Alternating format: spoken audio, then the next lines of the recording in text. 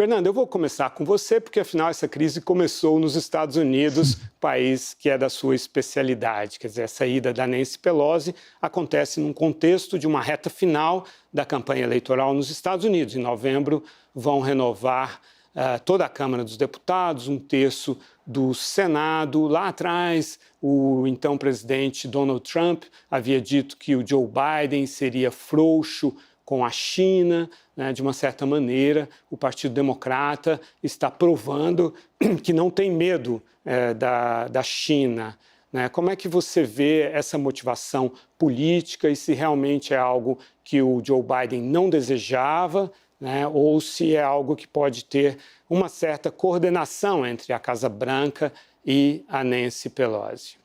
Oi, Lorival, um prazer estar com vocês mais uma vez no WW. E, de fato, né, a crise se estabeleceu a partir da decisão da Nancy Pelosi, que foi muito controversa do ponto de vista da própria política americana. Quando nós acompanhamos a decisão de fazer essa viagem, o Joe Biden publicamente disse que desencorajava a viagem, assim como o Serviço de Inteligência dos Estados Unidos, o Pentágono, apontou como um momento inoportuno, já que poderia desencadear uma crise de segurança de grandes proporções. Ainda assim, ela optou por fazer essa viagem, o que é bem consistente com o perfil individual dela, né? Ela própria já tinha protagonizado outros momentos de severa crise contra a China. Ela, nos anos 90, viveu um episódio bem marcante, né? Que essa semana a gente acabou rememorando lá na Praça da Paz Celestial. Depois disso, foi uma super crítica das sanções comerciais e econômicas contra a China. Ela foi contrária à realização de Olimpíadas em Beijing, alguns anos atrás. Foi a favor agora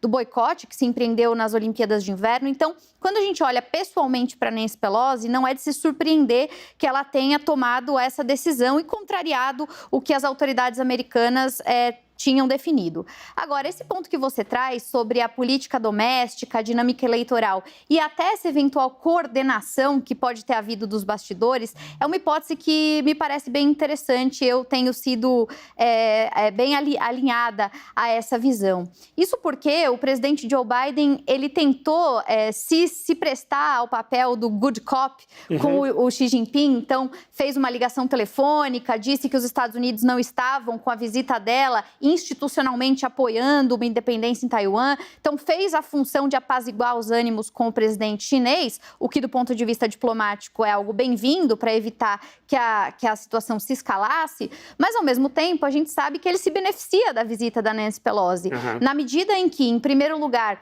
consegue levar adiante a imagem de um líder comprometido com uma política externa bastante audaciosa, como é o caso do Joe Biden, e, ao mesmo tempo, de certa maneira, a visita da Nancy Pelosi ajuda os Estados Unidos a responder a esse alinhamento sino-russo que se deu no contexto da guerra da Ucrânia. Então, os Estados Unidos, ao realizar essa viagem, de certa maneira, estariam contrapondo o poder em relação a algo que lhes foi bastante sensível, como essa circunstância em particular. Eu diria, para encerrar essa primeira intervenção, que toda discussão agora é se o tiro sai ou não pela culatra.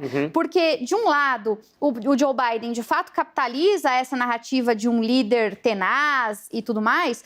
Por outro lado, ele pode colher os efeitos controversos dessa decisão, como uma inflação ainda mais crescente, além da que ele já está enfrentando, problemas no campo militar. Então, é de se analisar se isso, de repente, para os democratas vai surtir o efeito pretendido. Mas não resta dúvida de que teve consumo doméstico nessa decisão de Nancy Pelosi em ir para Taiwan.